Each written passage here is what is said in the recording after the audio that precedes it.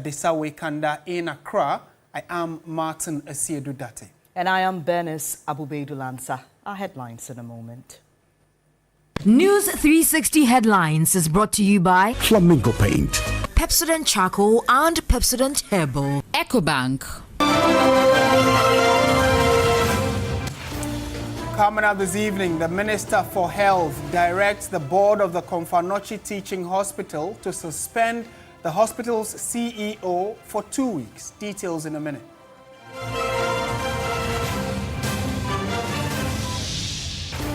Also coming up, concerns grow over Volta Aluminium Company's future as workers warn the aluminium giant company is collapsing amid rising operational and structural challenges. And later in the bulletin, we explore the causes of recurring flooding in Accra and what can be done to control it.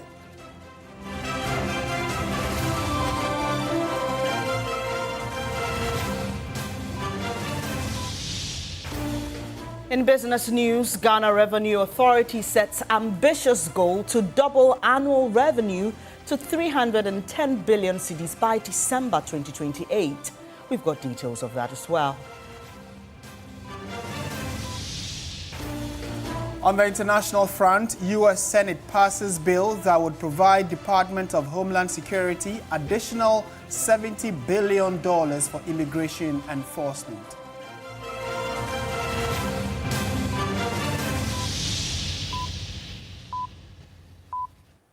We have details of all these stories and more. Do let us know what you make of the many stories we have for you this evening. Now to our very first story, the Minister for Health, Kwabena Mintah Akando, has directed the board of the Komfanochi Teaching Hospital to suspend the hospital's Chief Executive Officer, Dr. Pakwesi Beidu, for 2 weeks with immediate effect. The Health Minister further reviewed that a meeting attended by the Chief Director, Technical Advisor and Legal Advisor of the Ministry had determined that the CEO's actions to halt admission of emergency cases were inconsistent with the President's directives. The directive, contained in a letter dated June 5, 2026, cites the CEO's announcement of the suspension of admissions of emergency cases at the facility as the reason for the disciplinary action. According to the statement, the CEO acted contrary to directives issued by President Mahama when he announced the suspension of emergency admissions at the hospital on Wednesday, June 3, 2026.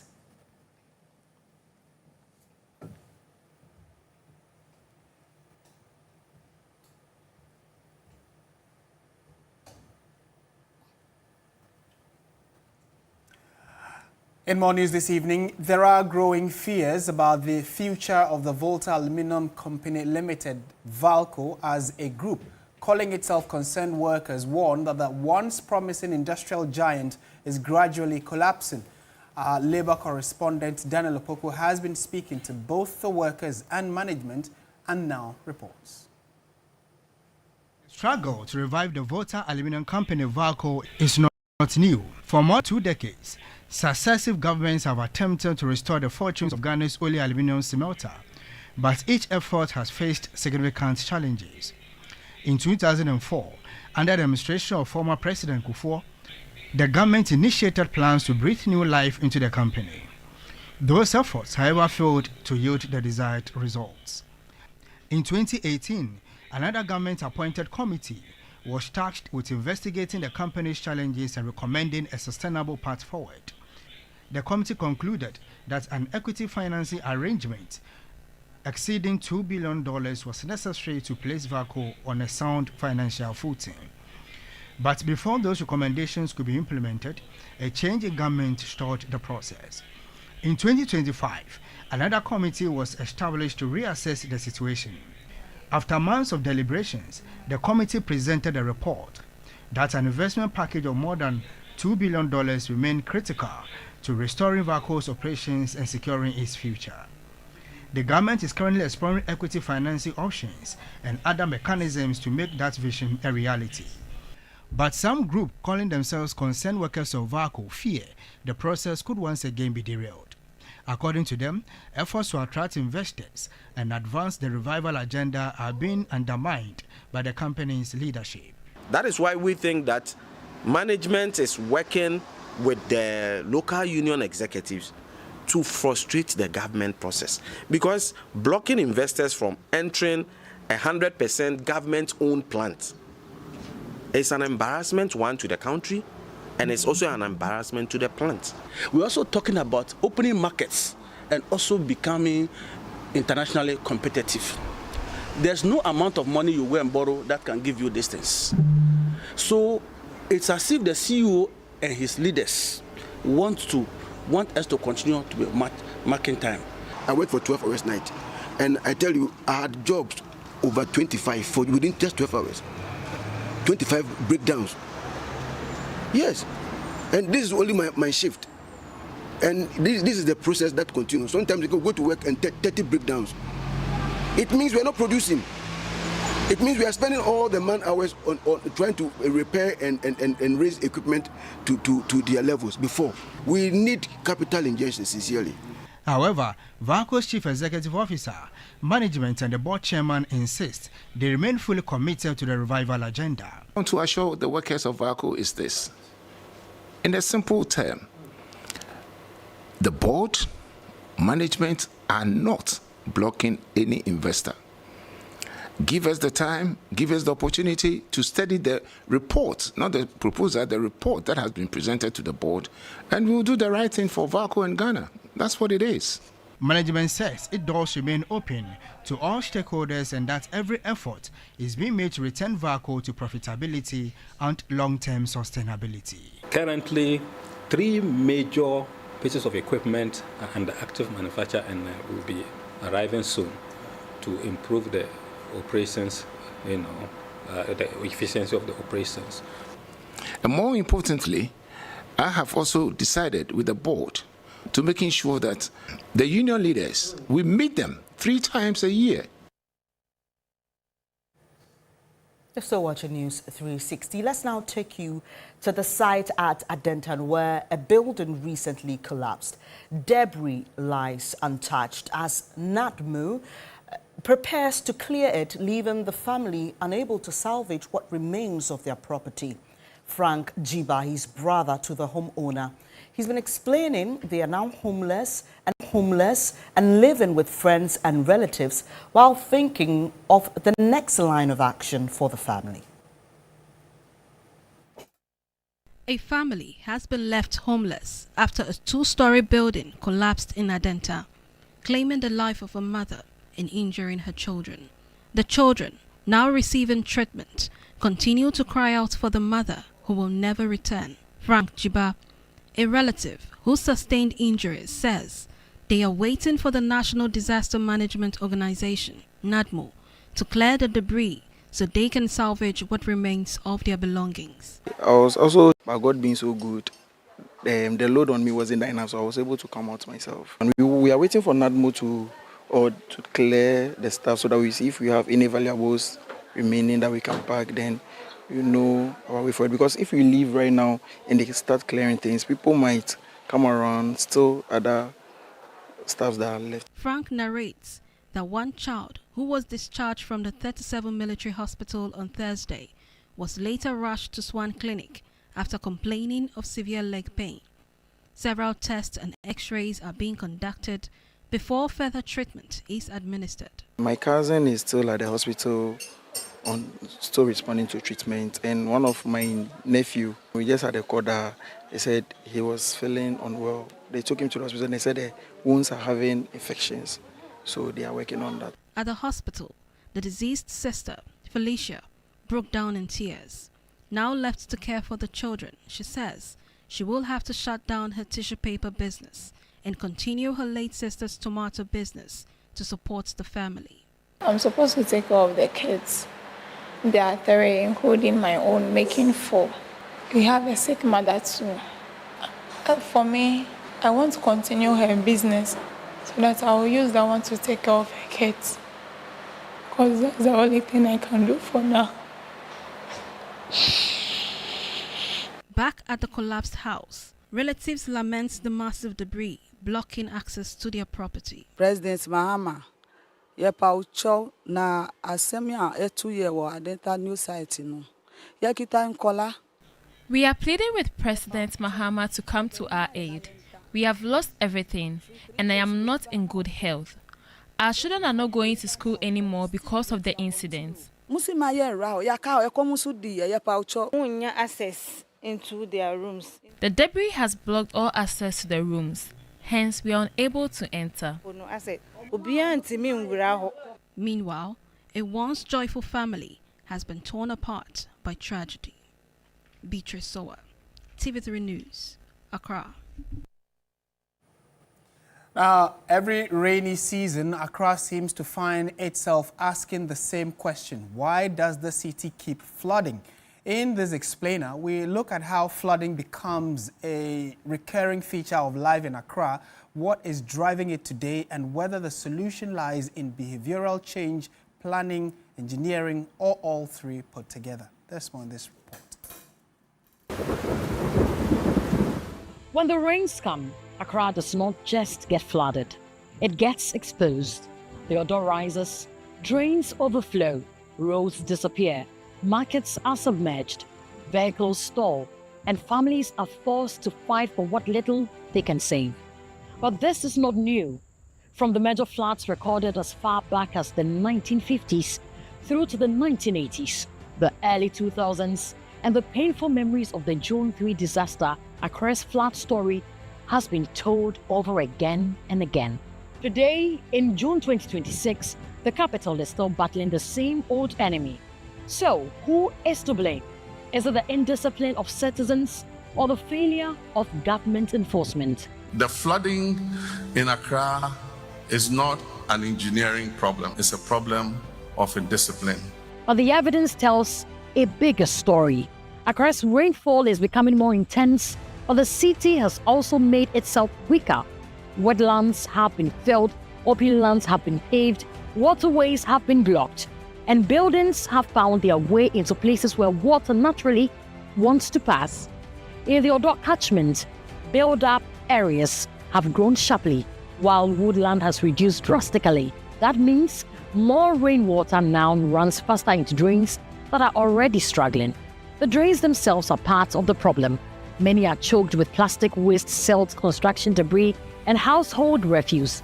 But a choked drain is only the final scene. The real failure begins when waste is not collected, when permits are issued in flood-prone areas, when roads are built without proper drainage, and when authorities fail to enforce the rules. What is even more alarming is that flooding is no longer limited to the old hotspots: Circle, Kaneshi, Odona, Nima, Aveno, Atabraka. Today, new areas are also feeling the pressure. Adenta, East Legon Hills, Ashaliboche, Oyarefa, Sakumono, Spintex, and parts of the Kaswa corridor. This is the new phase of Accra's flood crisis, a growing city expanding faster than it is planning. The cost is heavy, lives are lost, homes are destroyed, businesses are disrupted.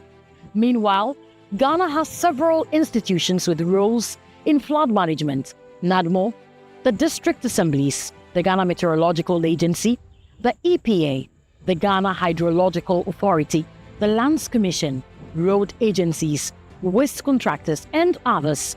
But when the floods come, the question remains: who is really accountable?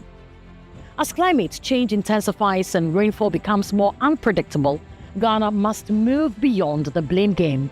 Yes, citizens must stop dumping refuse into drains, but government must also enforce planning laws, protect waterways, collect waste consistently, fix drainage systems, and stop approving developments that block the natural movement of water. Otherwise, the story will not change. The rain will come again. The drains will overflow again. The roads will disappear again. In Accra, we'll once more be reminded that water never forgets the path we blocked. Safa Boyni, TV3 News, Accra. Now, the Vice President, Professor Nana Jane Opoku-Agyeman, has called for thorough investigation into the circumstances that led to a fire that gutted a building in Tudu in Accra. She's been stressing the need for accountability and stronger enforcement of building regulations. During a visit to the affected area on Friday, she expressed concern over the condition of the building and questioned whether warning signs were ignored before the fire incident occurred.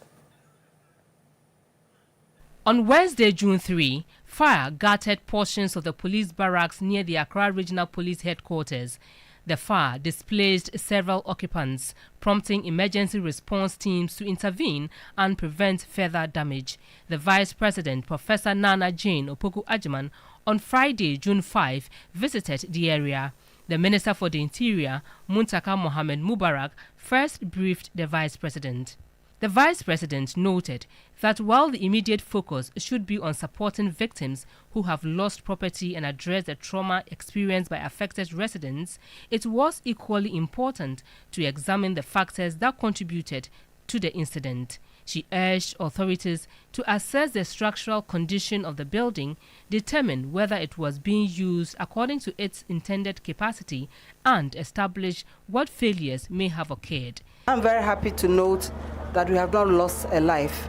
But the important thing is to ensure that we don't get to this place as often as sometimes we do get to them. First, we need to examine this. What is the state of this building? For how long has it been in a state of near disaster? Because we'll need them going forward, so we don't repeat the situation. The Vice President commended the Greater Accra Regional Minister, the Member of Parliament for the area, personnel of the Ghana Police Service, the National Fire Service, the media and other stakeholders for their swift response to the emergency on Wednesday. She presented relief items including mattresses, blankets, bags of rice, sugar, bags of beans and boxes of cooking oil to persons affected by the fire. The Allied Health Professions Council has shut down 5 laboratories in the Bono East region and arrested 2 individuals for operating in direct violation of national health standards. The enforcement drive is part of a monitoring inspection aimed at ridding the region of substandard and unauthorized medical laboratory services. Enforcement action, Allied Health Professions Council has visited AMS Hospital where officials logged the laboratory after an inspection revealed deeply concerning and unsanitary conditions. According to the council, the state of the facility posed a serious risk to the public safety and constituted a direct violation of the Health Profession Bodies Act 2013, Act 857, which regulates allied health practice in Ghana. AMS Hospital, we noticed that the lab was in a terrible shape. We are dissatisfied with what happens here. Almost all the checklists, they failed it, and because of that we asked them to suspend their operations until further notice. They are to get those issues addressed and then get back to the council for us to come back, inspect it before we ask them to continue their operations. The enforcement exercise extended to Kintampo municipality, where the council shut down 4 additional laboratories for failing to meet regulatory requirements. During the operations, 2 individuals were arrested by law enforcement authorities for allegedly operating unauthorized facilities and practicing without required legal authorization. The suspects are expected to be arraigned before court on Monday. Belinda Tete, TV3 News, Bono East Region. Stay a while in the health sector, and the Greater Accra Regional Chapter of the National Association of Registered Midwives Ghana has condemned the alleged assault of a midwife by a patient's relative at the Tema Community 22 Polyclinic. The association says the incident highlights the growing threat of workplace violence against healthcare workers. The association expressed solidarity with the affected midwife and others who've suffered similar abuse.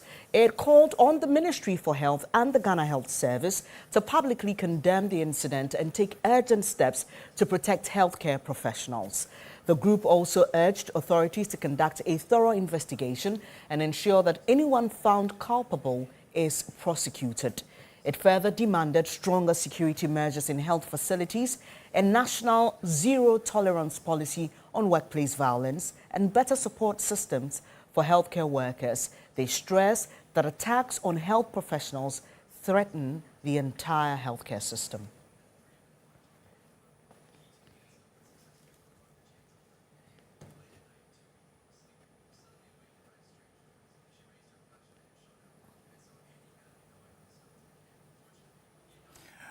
Well, to some other stories now. From devastating floods and prolonged droughts to threats of food production and livelihoods, the impact of climate change are increasingly being felt across communities.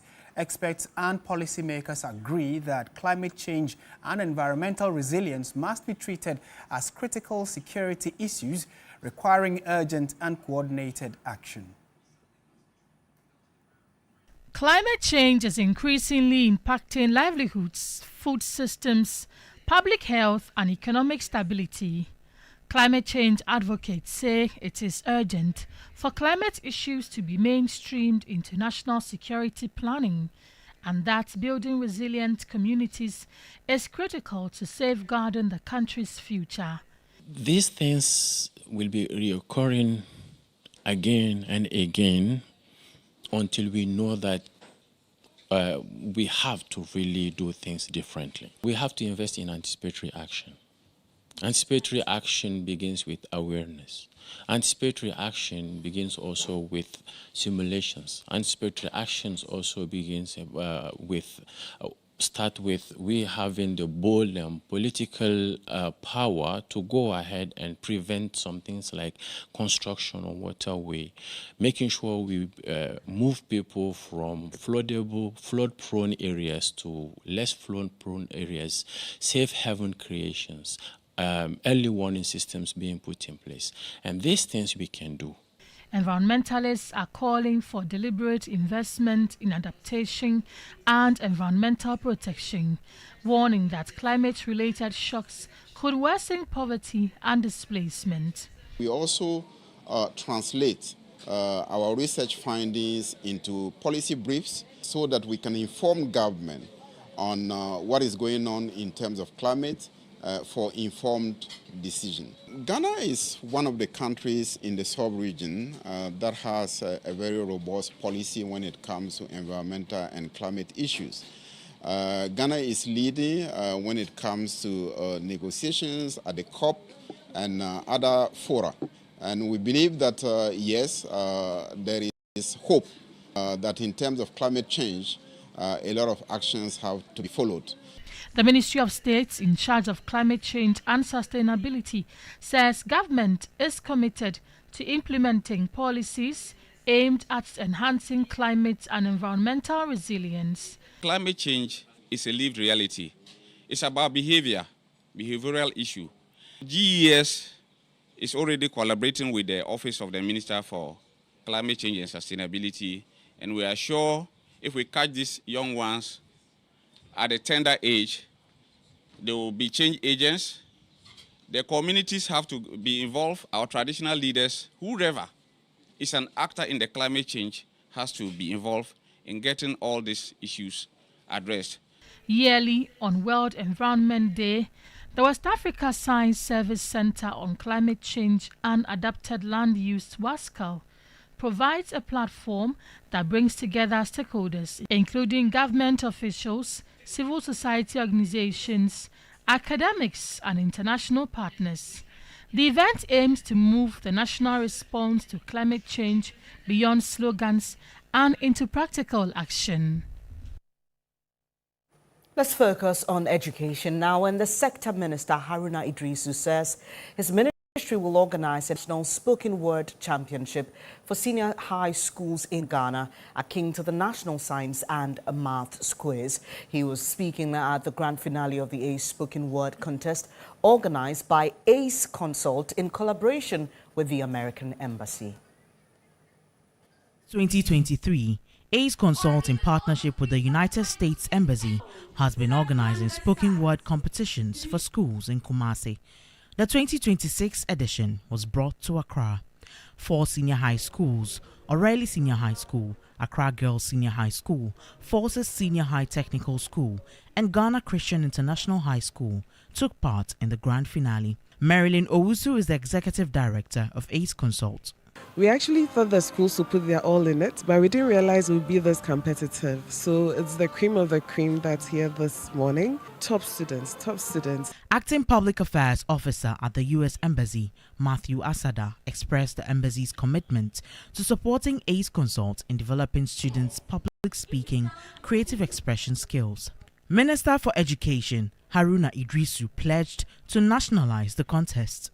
I should now commend the United States Embassy and ACE Consult for their vision and commitment and investment in this remarkable initiative of spoken word. Like the arts, we do have a national maths and science quiz. I want us to adopt this so that it becomes a quad of a relationship. Then in the art, we will elevate it into a national contest. After 3 grueling rounds of competition, Accra Girls Senior High School emerged victorious, becoming the 4th champions of the ACE Spoken Word contest. Nura Mohammed, TV3 News. This is still News 360. You're taking us on a break? Yes, we are. We'll be right back with more. Kindly stay with us.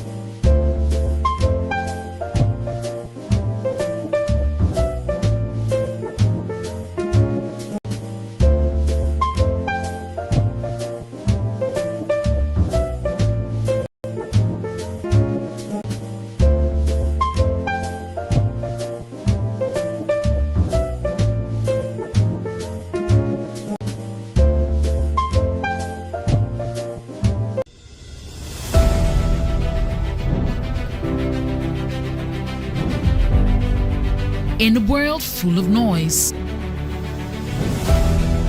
clarity matters. Stories shape us, ideas challenge us. An honest dialogue moves us forward. This is a space for depth, where voices are heard and perspectives matter.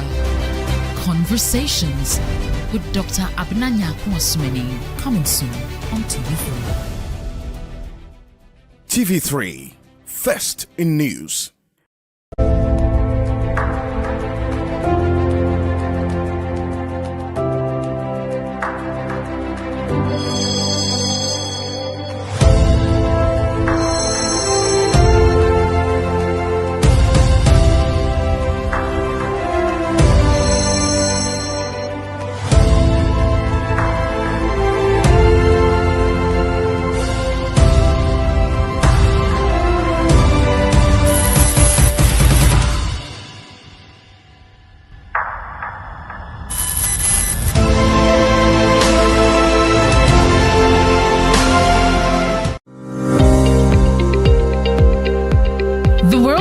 us is changing, not slowly, not quietly. In the north, the rains that once arrived on time don't come anymore. In the middle belt, rivers and forests disappearing overnight. Along the coast, the sea is swallowing land that families have called home for generations. Rising temperatures, failed harvests, homes lost to tides. This is not a warning about tomorrow. This is the world right now. TV3 and the German embassy in Ghana. The conversation on climate security implications in Ghana. The Climate Talks 2026. 5 cities, 5 conversations, 1 urgent call to action. Tamale, Bolgatanga, Kumasi, Keta, Accra. Starting this June 2026. The climate talks are coming, and this time, the people most affected by Ghana's climate security crisis will be at the center of it all. Because the time for Ghana to act is now.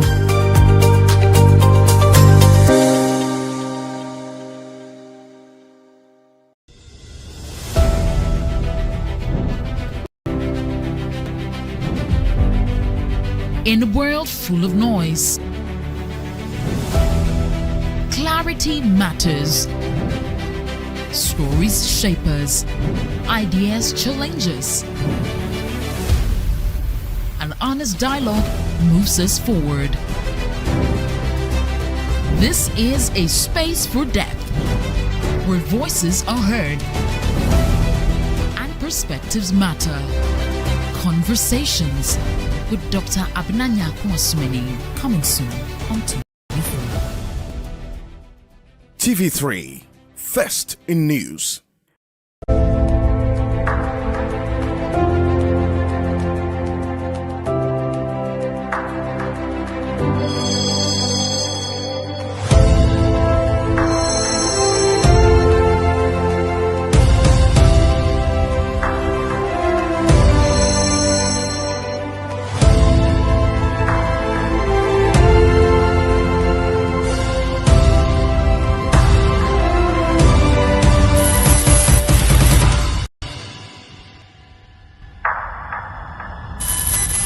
Points by Sheraton Accra Airport Hotel.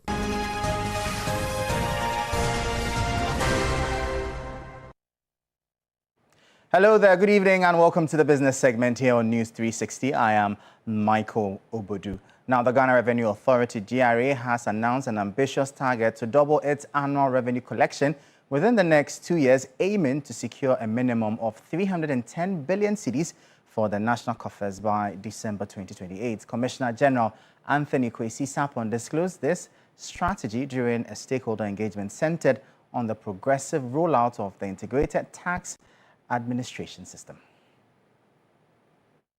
The ITAS is designed to make it easier to file returns, make payments, track requests and cases, retrieve certificates and access support, all through a single connector system.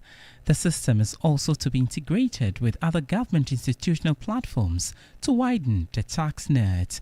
Commissioner General of GRA, Anthony Kwesi Sapon, is optimistic of increased revenue mobilization. Our aspiration is to double the 2024 revenue we made, which is 153 billion. That means that at a minimum, by December 2028, we are saying that we want to roll into the national coffers about 310 billion Ghana cedis. That journey we are making with businesses and taxpayers. Sapon noted for now, the ITAS is the way to improve the country's tax administration. In today's world, we believe that ITAS is the appropriate technology we have to use. But as you know, technology changes with time. And therefore, when technology changes and is no longer needed, we will have the responsibility to change. President of Traders Advocacy Group Ghana, TAG, David Kwejo Amoate noted the 310 billion cedis target for 2028 by the GRA is achievable. If GRA has agreed that they will partner the trade association, realizing 300 billion is something that they can achieve easily, because roping in those artisans. This guy is not going to pay any taxes. So if they broaden the tax net, achieving this target is something feasible. Executive Secretary of Importers and Exporters Association of Ghana, Samson Asaki Awingobet, applauded the GRA for the ITIS and called for more education. They also want to also train some officers from the various associations so that if a taxpayer walk to you, a member walk to you and have an issue, those champions can also be able to educate them to understand how the system is working. And I think that is the perfect way to go. Unilever Ghana PLC recorded a profit of 94 million cedis for 2025 compared to 58 million cedis in 2024, with cash position improving to 210 million from 97 million within same year. At the 52nd AGM of the company in Accra, it also expressed appreciation to stakeholders for their continued confidence while reaffirming its commitment to delivering long-term shareholder value. The 52nd Annual General Meeting of Unilever Ghana PLC reviewed the company's performance for the financial year ended December 31, 2025, and to provide updates on operations, governance and strategic direction.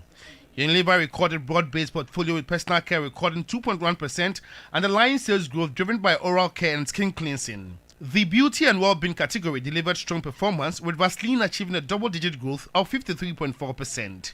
Home care returned to growth at 5.0%, supported by Comfort and Omo Auto, while nutrition grew by 2.2%, with continued focus on volume-led growth in 2025. We are sharing 62 million with the shareholders. There's some cash that we need to keep for reinvestment into the business, capital improvements, and things like that. And at the end of the day, we have to balance the two. How much cash do we need to manage the business, and how much do we need to give to the shareholders? But I can assure you that as we become more successful and we generate more cash, the dividend going to the shareholders will increase. Managing Director of Unilever Ghana PLC, Christopher Wolf Caesar, said the company recorded a profit of 94 million cedis for 2025 compared to 58 million cedis in 2024. The power brands are really the brands that have got all the resources mandated from Unilever and has all the support and the backing of the entire organization. And brands like Vaseline, like Pepsodent, like Lifebuoy, those are the brands we focused on. And we executed these brands in a way that allowed consumers to feel like you're talking to me. Sustainability initiatives continued under the Growth Action Plan, focusing on plastics, nature and livelihoods, including plastic waste collection, community training and livelihood support programs. Unilever also announced changes to its board of directors, including the appointment of 6 new directors, inclusive of the board chair, following the completion of tenure of the exited board members. And that'll be all for the business segment here on News 360. I am Michael Obodu. We'll bring you updates now from the currency and the commodities market.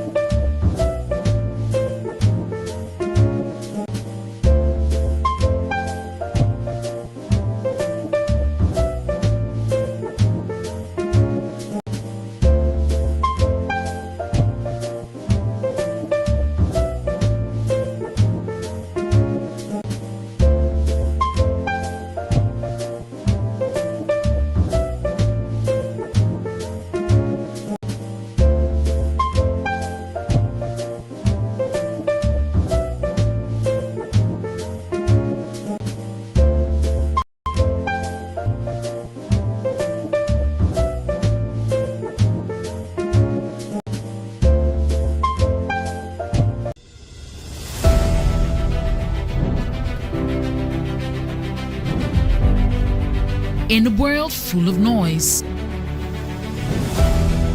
clarity matters. Stories shape us, ideas challenge us. An honest dialogue moves us forward. This is a space for depth, where voices are heard and perspectives matter. Conversations with Dr. Abinanya Kwasumeni, coming soon on TV3. TV3, first in news.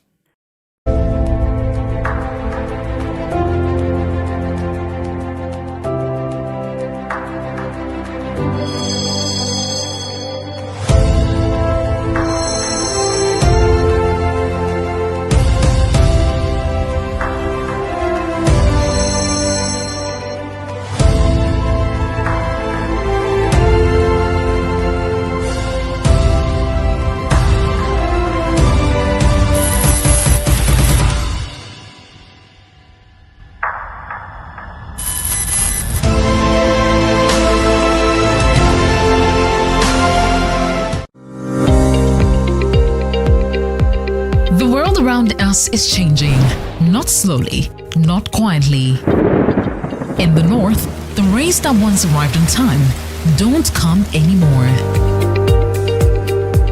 In the middle belt, rivers and forests disappearing overnight.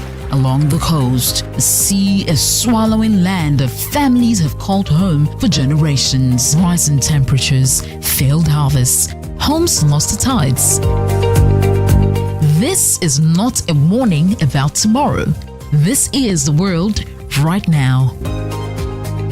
TV3 and the German Embassy in Ghana. The conversation on climate security implications in Ghana. The Climate Talks 2026. 5 cities, 5 conversations, 1 urgent call to action. Tamale, Bolgatanga, Kumasi, Keta, Accra. Starting this June 2026. The climate talks are coming, and this time, the people most affected by Ghana's climate security crisis will be at the center of it all. Because the time Ghana to act is now.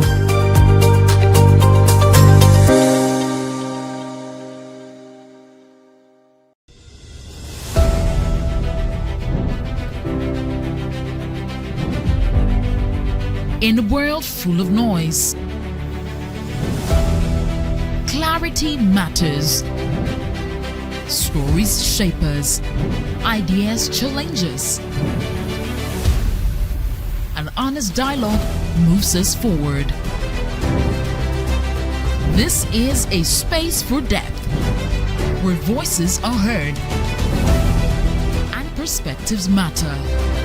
Conversations with Dr. Abinanya Kwasumeni, coming soon on TV3. TV3, first in news.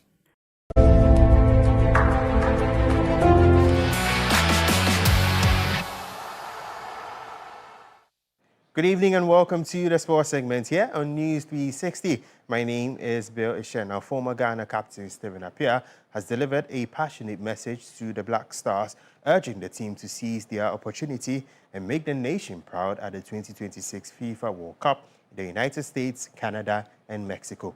Appiah, who famously captained Ghana during their historic 2006 World Cup debut and played a part in Ghana's run to the quarterfinals in 2010, believes the current generation carries not only the hopes of Ghana, but also the pride of the entire African continent. Now, speaking in an interview with 3 Sports, the former Black Star skipper called on the players to rise to the occasion, remain focused and give everything on football's biggest stage.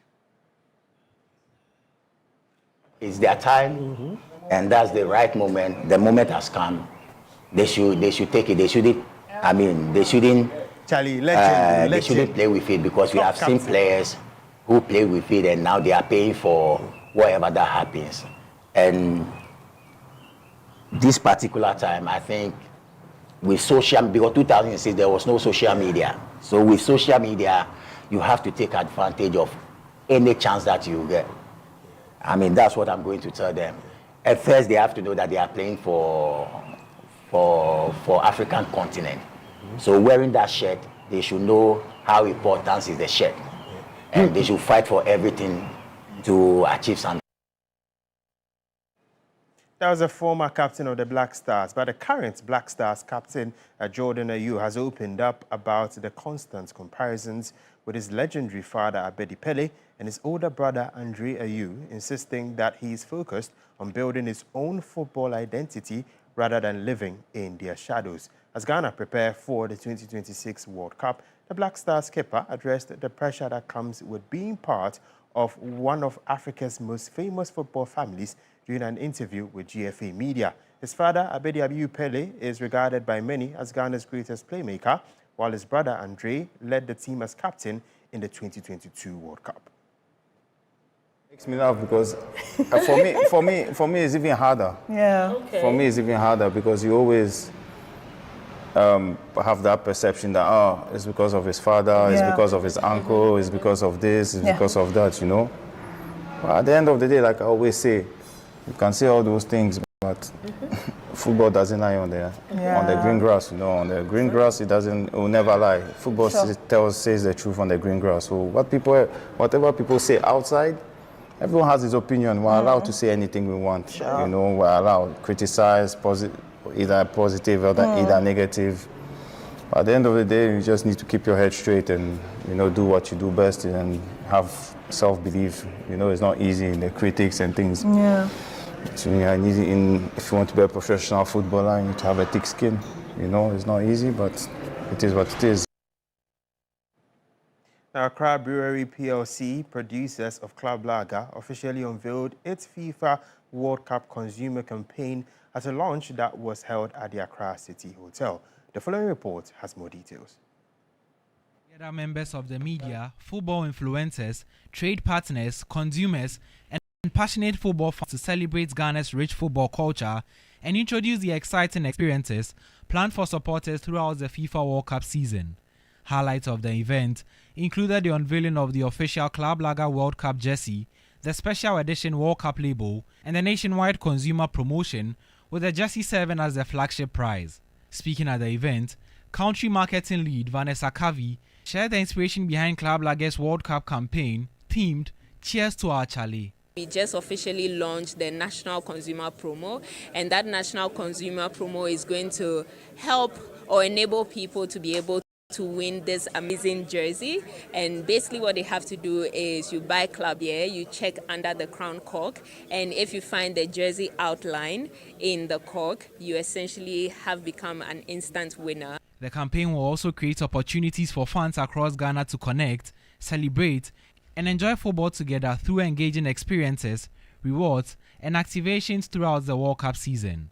Also in attendance at the event was former Ghana player Laye Kingston, who stressed the importance of engaging fans in footballing activities. For me, fans are the most important stakeholder when it comes to the game itself.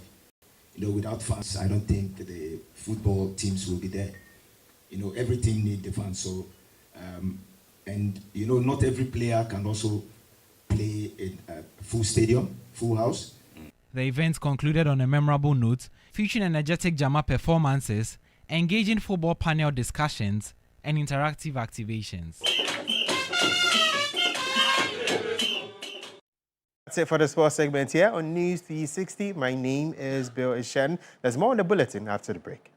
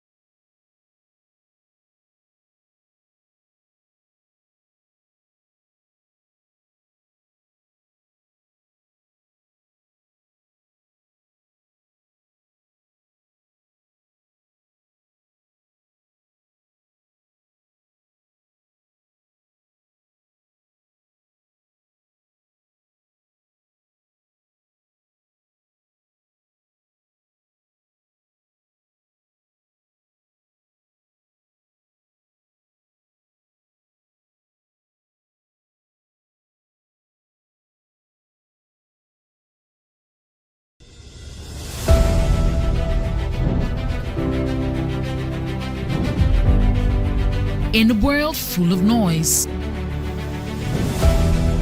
clarity matters. Stories shape us, ideas challenge us. An honest dialogue moves us forward. This is a space for depth, where voices are heard and perspectives matter. Conversations with Dr. Abnanya Kwasmeni, coming soon on TV3. TV3, first in news.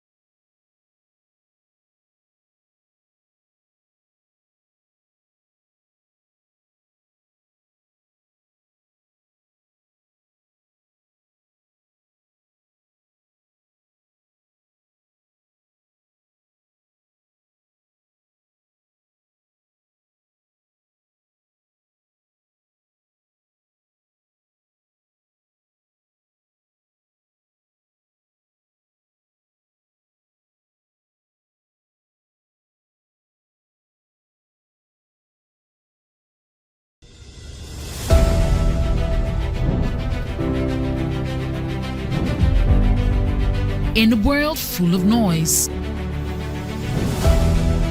clarity matters.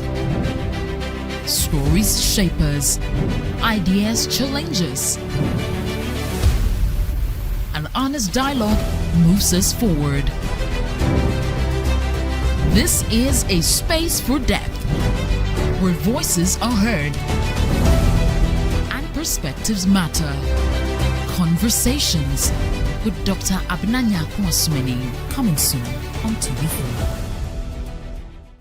TV3, first in news.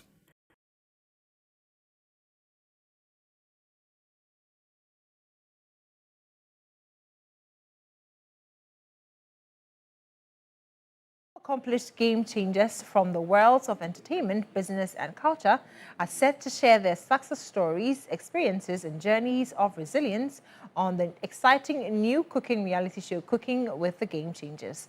According to the show's producers, the ultimate goal is to challenge Africans, particularly young entrepreneurs, to think bigger and pursue ambitious goals. This show is exciting, it's inspirational for so many reasons. After an impressive run in Nigeria, the hit television show Cooking with Game Changers is making its debut in Ghana with a mission to celebrate African excellence through entertainment, food and storytelling. The show brings together 12 accomplished game changers from the world of entertainment, business and culture who share their success stories, experience and journeys of resilience. Contestants are put to the test in the kitchen, creating moments of laughter, competition and inspiration, while also showcasing qualities such as creativity, leadership, determination and resilience.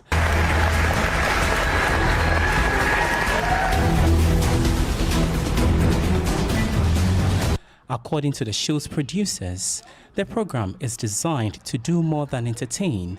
It aims to inspire viewers, particularly young Africans and aspiring entrepreneurs, through the personal stories of individuals who have built successful careers and businesses. The end goal is to challenge Africans to do big things. When they say you become what you see consistently. When you're consistently watching our episodes and you see Ghanaians, Nigerians, Africans like you thinking up ideas, building companies, it tells you there's more to you. If they could do it from right here in Africa, from right here in Ghana, nothing stops you. And that's what we are here to show you, that you can live your dreams, you can be anything you want to be. Actor James Gardner, one of the show's hosts, expressed excitement about the high level of professionalism displayed throughout production and the intentional efforts to showcase Ghanaian cuisine and local delicacies to a wider audience. I get on the set, I saw the production, I met the team, I'm like, look, this is going to be one beautiful production. And like I rightly thought, it came out so good, production-wise, costume, set design, professionalism, everything was just spot on. So it just made the whole experience worthwhile. There were no hitches. I can't wait for you guys to see the show. It was very Ghana-centered. Our cuisine, already sparks a lot of controversy between Nigeria and Ghana when it comes to even jollof. It shed more light on local dishes. Everything that was cooked was to promote the Ghanaian culture. This is Cooking with Game Changers. And that's it for the entertainment news segment here on News 360. My name is Noella Donko. Thank you, Noella. Let's now bring you some news updates from other parts of the world. And the U.S. Senate handed President Donald Trump a victory early Friday morning, passing a bill that will provide the Department of Homeland Security an additional $70 billion for immigration enforcement. The bill has now been sent to the House of Representatives' final consideration. The Senate voted 52-47 to approve the legislation with no support from Democrats. It also retained a provision for a $1.8 billion anti-weaponization fund that could compensate Trump's political allies over claims that the government mistreated them.